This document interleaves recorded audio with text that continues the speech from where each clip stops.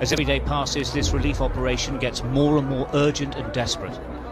Afghans hoping to escape have to walk through ranks of Taliban fighters. The British military are trying to move thousands of people out of Afghanistan in just days. It's a humanitarian mission in what feels like a war zone. A makeshift barricade is all that separates two armies who have fought for 20 years. The Taliban are just 1 metre away. It's a picture I never thought I would ever see.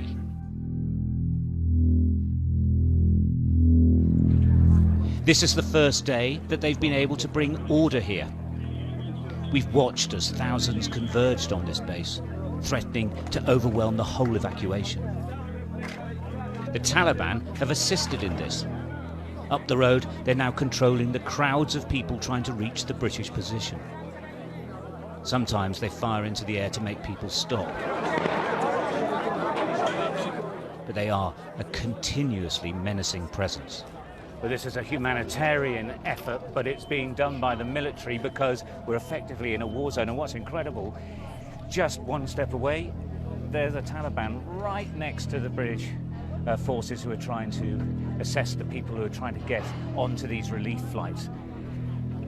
As one of the soldiers said to me, they could mess this up by just sending 1,000 blokes down the road. At the moment, they're cooperating and they're actually keeping things calm. It looks like chaos, but there is a method. The soldiers call out for interpreters as different nationalities arrive. Their paperwork is then checked. If they pass muster, they're directed to the entry gate to be processed inside. But many do not.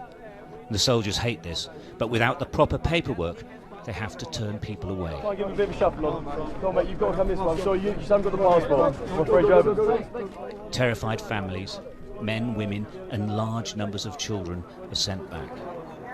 Back into Afghanistan. Back towards the Taliban. And it's heartbreaking. Fatima is terrified. Her husband joined the Taliban and took to beating her. She and her 4-year-old daughter have nothing but a UN letter identifying them as victims. Afghanistan is Taliban. Taliban is terrorists. My